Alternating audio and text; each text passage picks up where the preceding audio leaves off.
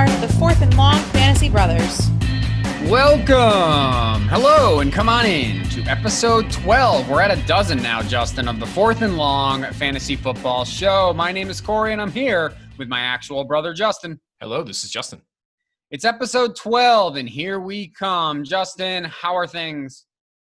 I'm good, man. Thanks for asking. Things are starting to get back to normal up here in the Northeast, notably Connecticut, where we're both from. The tropical storm came through, knocked out power for upwards of 5-7 days. Pretty crazy. Feels good to be getting back to normal, though, at this point. I did want to bring forward one piece of news that came out, and that's the Derrius Guice news, the domestic violence charges, the subsequent release from the Washington football team. Talk about a terrible, terrible, terrible situation, honestly. You look at Guice's career, and it seems to have been just a downward spiral since this guy came out of LSU a couple years ago. It started on draft night, right? The guy was projected to be a first round, maybe later first round pick. And then he ended up falling all the way to the mid to late second round due to what they called at the time character concerns. Then you look at his rookie season, he came out, a lot of expectations with the Washington football team and immediately got hurt in his first preseason game, had to rehab that whole season. Sophomore season, people were pretty optimistic on him, still a lot of potential. And then he subsequently got hurt 2 more times last year. And then you come into his third year, right? You're looking for that third year breakout, and then this comes out. And it's really terrible. I've been touting Guice for the last couple of years as one of my favorite running backs in relation to his potential and where he's currently being drafted and where he has been being drafted. It's really terrible for a guy like Guice. I hope that whatever sort of demons or issues that he has in his personal life, that he gets those ironed out, that he can become a better man, a better person in general.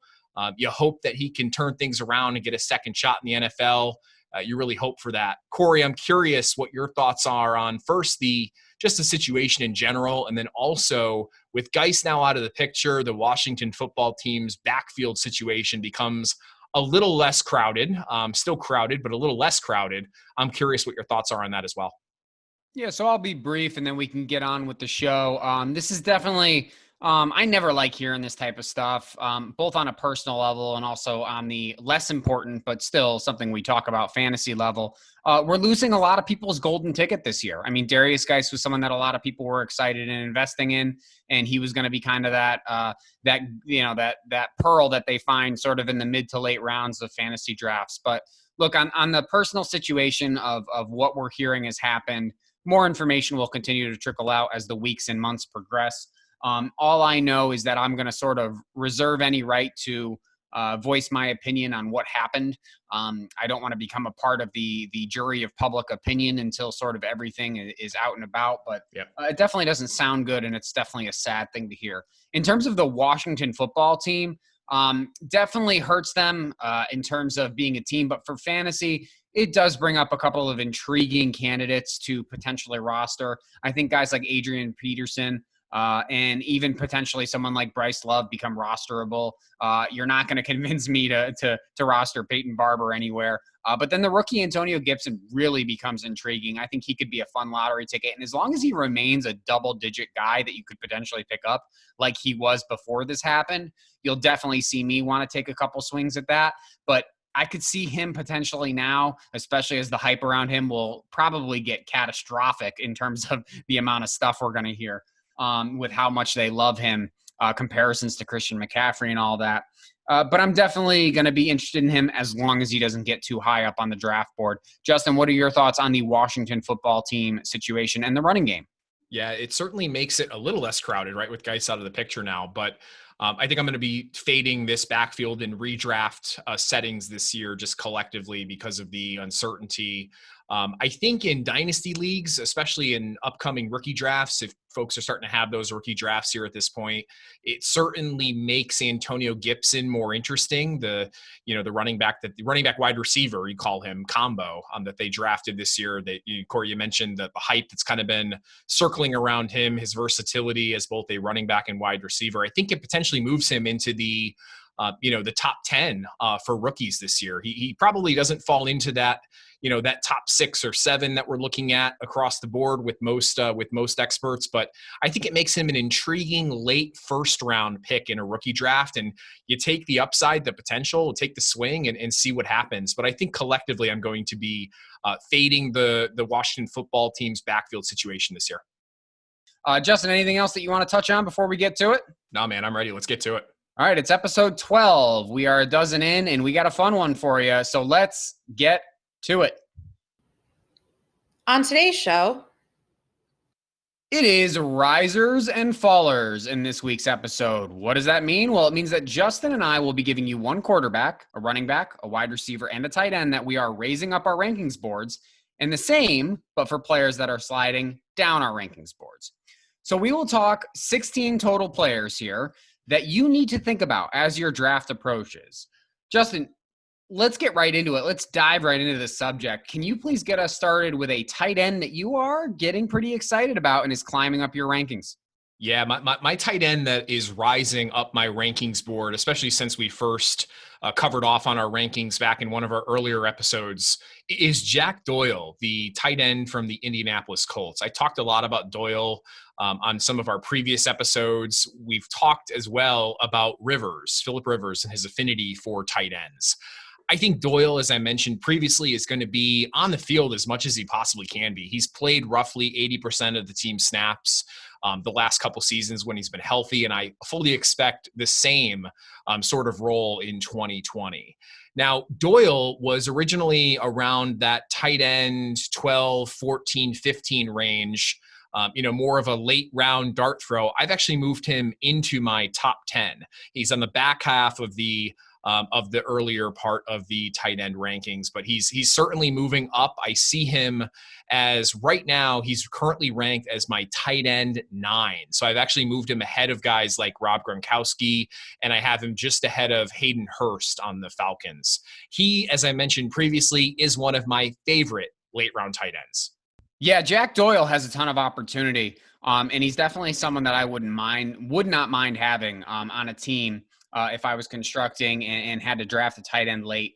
I'm going to go with a very different situation. You have a guy who has sort of the perfect opportunity. I have a guy who, unfortunately, is probably in the worst opportunity situations that there may be in the NFL because he's one of the more talented tight ends in the league, but he's the number 2 tight end on his own team, and that's Dallas Goedert. Now, I had Dallas Goedert at 14 when we started the rankings process, and now he's moved into my top 10. Why? I have 2 big reasons here, Justin. Number 1, he's easily in the top 5 in terms of talent at the tight end position, and I know you agree with me on that because we talked about this a couple of weeks ago. He's just in the worst situation, like I mentioned, and I recently talked myself out of being down on him for that reason. Because as you know, I don't like to have situation cloud my judgment because we don't know what the situation is. Because as what I'm thinking here is that the remainder of the Eagles offense has got me thinking, if there's any offense in the league that would benefit from a 2 tight end situation, it is this group, right? Last year, Goedert and Ertz worked in a complementary fashion for the first time, and it really did work for that offense. This was a team that had no business pushing into the playoffs, and they really were in the race all the way until the end of the season because of these 2 guys. So how do we know that a Gronkowski-Hernandez partnership like there was in New England isn't in the work for Philly's offense? Listen, I'm thinking it's possible, Justin. Yeah, I completely agree. I like Goedert as well. I think to your point that there's more than enough room for both of them to have productive seasons with Carson Wentz in the fold at quarterback. Carson's got to throw to somebody. And if I'm Carson Wentz, I'm looking at my 2 best players on the offensive side of the ball. And in my mind, they're Zach Ertz and Dallas Goedert. Yeah, Justin, I don't see any reason why there can't be somewhere between 16 to 18 targets for both of these guys combined week in and week out. I just think they're that appealing. Now, Justin, as we move forward, we had one overlap, and that overlap is Tyler Higbee. So, Justin, why don't you get us started talking about Tyler Higbee? Yeah, I'll be brief here, and I really think it just comes down to a quick thing, and that's the whole idea of recency bias that kind of creeps into fantasy football players' minds year over year.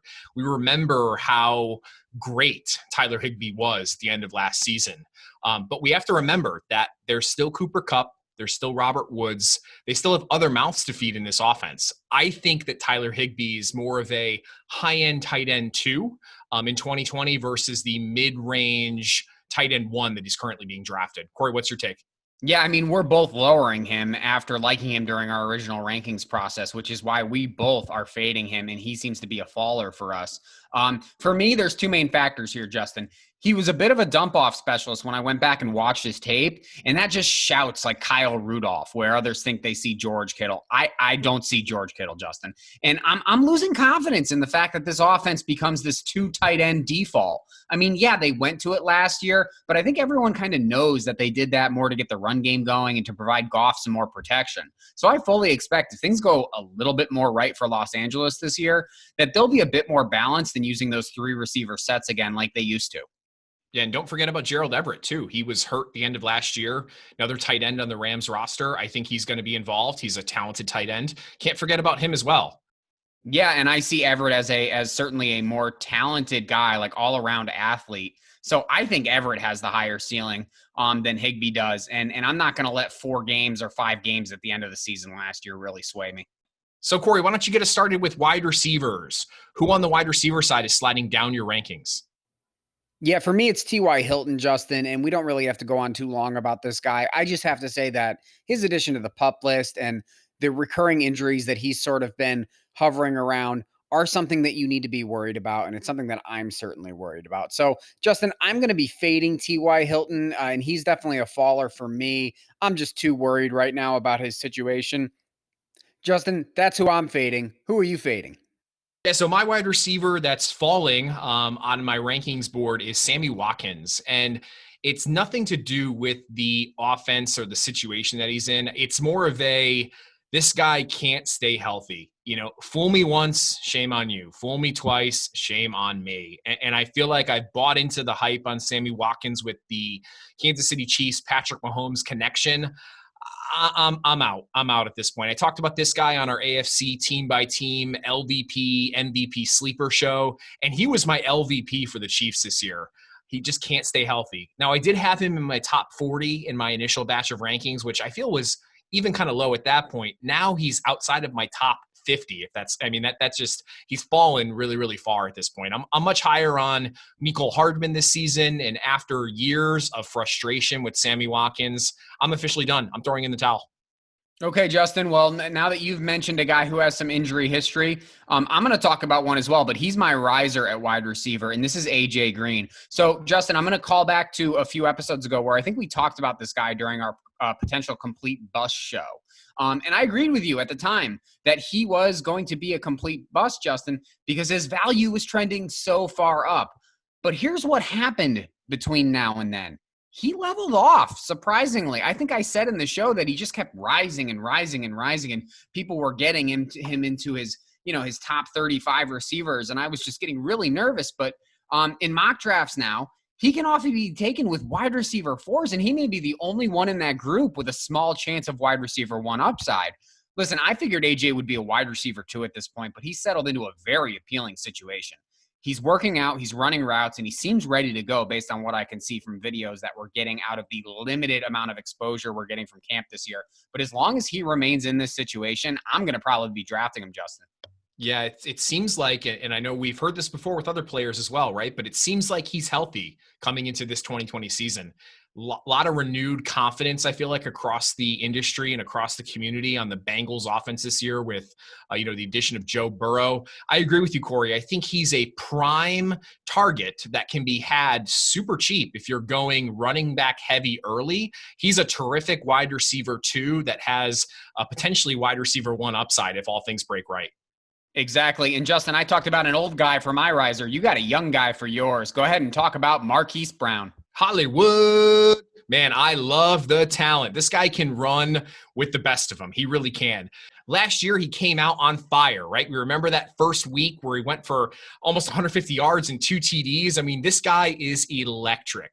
The nice thing about this year is he's fully healed from that nagging foot injury that he had last year. He's also gained 20 pounds this offseason, which I'm usually not a fan of when you're looking at talent in the NFL side. But the fact of the matter is that Hollywood Brown looked small last year compared to his competitors. I think putting on a little more muscle will give him the ability to become more of a complete wide receiver versus just that down the field barn burner guy that's going to run past any safety that they put in front of him. I think a second-year leap is certainly to be expected. I previously had him at wide receiver 28 in my initial batch of rankings, which is still higher than the community at that time. I have since actually moved him into the wide receiver 2 tier, which is pretty surprising. He's jumped up 7 spots. I currently have him as my wide receiver 21, just behind another second-year wide receiver, A.J. Brown. I like Hollywood a lot this year. I think there's a lot of room for growth, Corey. He's a special talent. I can see why he'd be a riser. Now let's keep it going with quarterback. Justin, who has you excited at QB these days? Yeah, so my riser at the quarterback position is going to be Cam Newton. He was my biggest riser simply because he wasn't even ranked when we initially revealed and went through my batch of rankings back in late June, early July. I currently have him now as my QB 11. And this is an upside pick here. That's the thing. In all of the previous seasons that he's played a full slate of games, he's been a top 5 quarterback. Talk about that. I mean, that's great consistency to see out of a guy. Former MVP, Heisman Trophy winner. New England should really let Cam run loose this year. I really hope they do. He has some of the highest upside, but candidly, he also may not even be on the New England roster come week 1. I mean, I don't see that happening, but we just don't know with Bill Belichick and the New England Patriots, which explains why I have him at QB 11 and not any higher than that, right? Because if I knew he was going to have the job and I knew that he was going to have that consistency of being the starter week in and week out, I'd probably have him in my top 8 potentially, a couple spots higher. I'd be ecstatic to pair Cam Newton late with a guy like Ben Roethlisberger.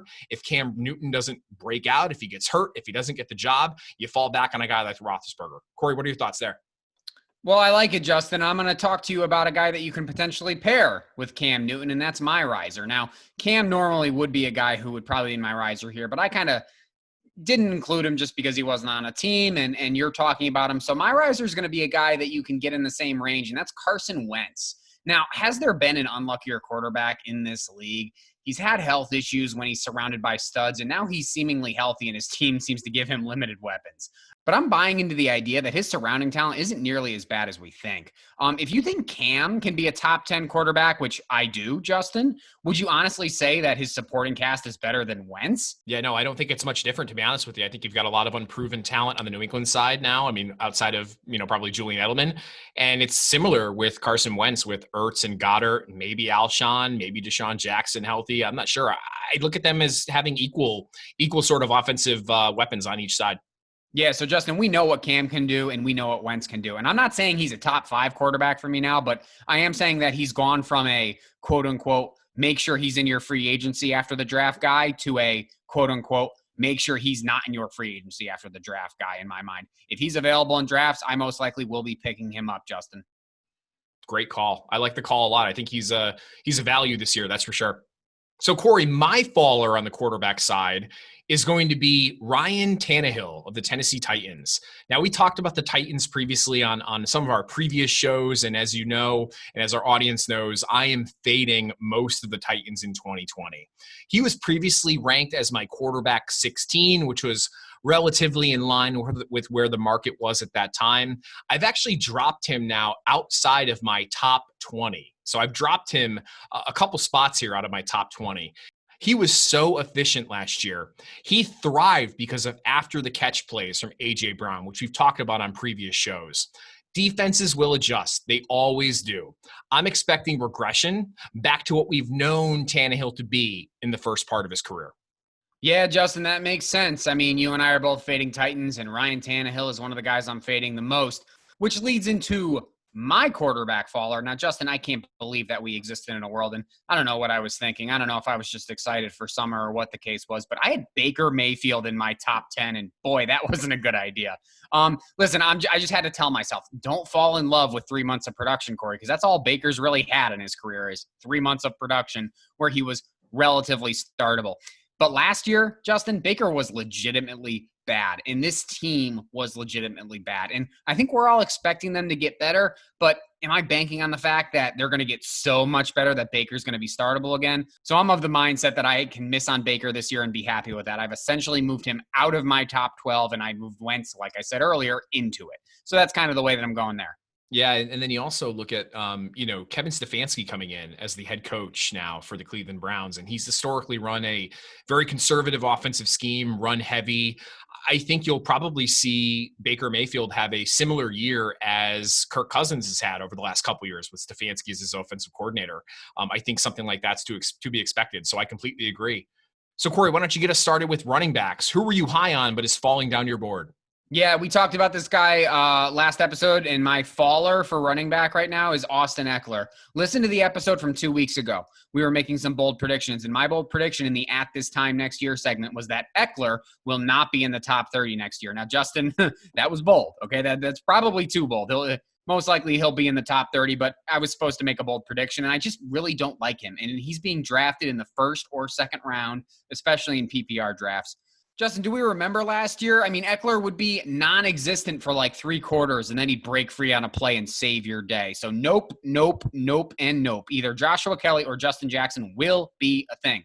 Ekeler does not get all of Gordon's workload over an offseason. I just don't see that being the realistic situation here. He's not that kind of back, and it's not that kind of situation. Those who are buying, beware. Who's falling for you, Justin? Yeah, my faller at the running back position is going to be Sony Michel of the New England Patriots. Pup list, off-season foot procedure. Man, those terms are never good, especially as we get so close to the start of the season here. He's got multiple things going against him as well. New England offense and defense should collectively look a heck of a lot different here in 2020, whether that's good or worse. You also have to remember we've got guys like James White, Damian Harris, Rex Burkhead, who are still going to be involved. I think it's going to be a frustrating, really, really frustrating to own RBBC. And if this defense regresses because of some of the opt-outs that they've had over the last couple weeks, I think we may see James White used a lot more, Rex Burkhead, especially if we're playing from behind this year. Originally, I had him at RB30, so, back end, more mid to back end RB3. Now he's actually closer to my RB40 range. So I've dropped him pretty significantly. Yeah, and Justin, with all that being said, we haven't even mentioned yet the headache that is the new addition of Lamar Miller and what he is going to mean to Sonny Michel's workload in New England. I mean, this is a guy who came in with a really exciting pedigree, and at this point is now being looked at as much worse than when he was coming in and the excitement around him in his rookie year. So it's just really frustrating to see. And yeah, he's trending downwards in all aspects. I know. I remember Michel coming out of Georgia back a couple years ago, and I thought he was going to be more of a Alvin Kamara-esque player, but the Patriots have never used him that way. They've always used him as just exclusively a first and second down kind of thumper, when that's not really, it wasn't really his MO coming out of college. So I don't know. I think the Patriots may be starting to lose faith in Sonny Michel. I'm fading him collectively right now. Yeah, when you're looking more like Peyton Barber and less like Alvin Kamara, that's never a good thing for your career. But I'll tell you who's not looking like Peyton Barber, Justin, and that is my riser, and that is one of the most talented running backs in the league who I had outside of my top 10, and I just am going higher on him, and that's Josh Jacobs. This is another situation where I let the previous year cloud my judgment. Jacobs was outside of my top 10 running backs early on, like I said, just outside of it.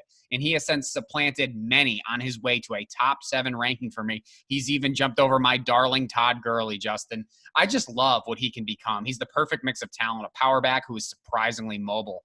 I don't even care too much about the catches, which I imagine will be there, however. But the upside on this man in year 2 is infinite. This is one of those situations where if I didn't raise Jacobs, I'd be slapping my forehead wondering how I ignored something so obvious. He's primed to make a jump.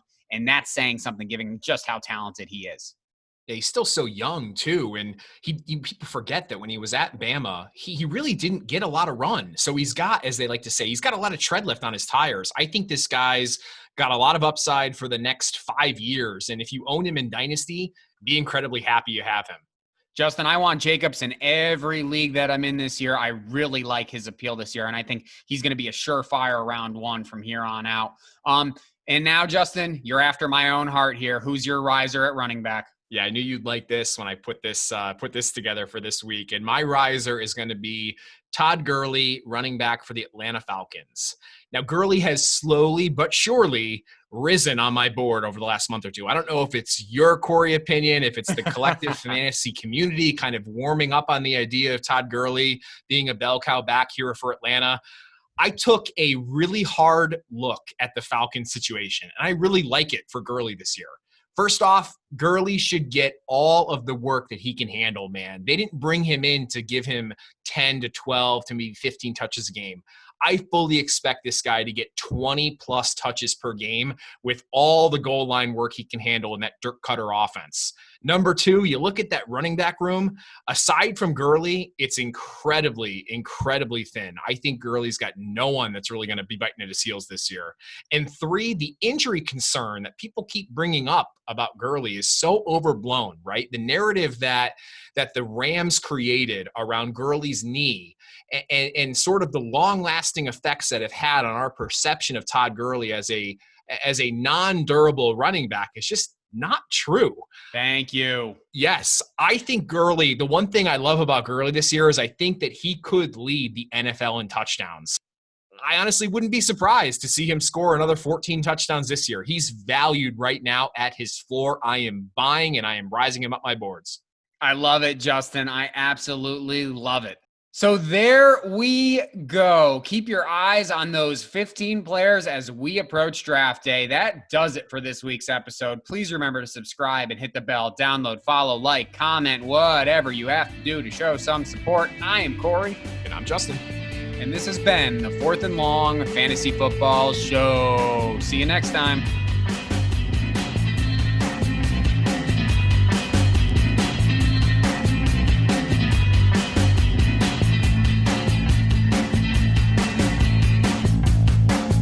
Royalty-free music courtesy of Ben Sound. The views and opinions expressed on today's episode are that of the Fourth and Long Fantasy Football Show. Remember to like and subscribe.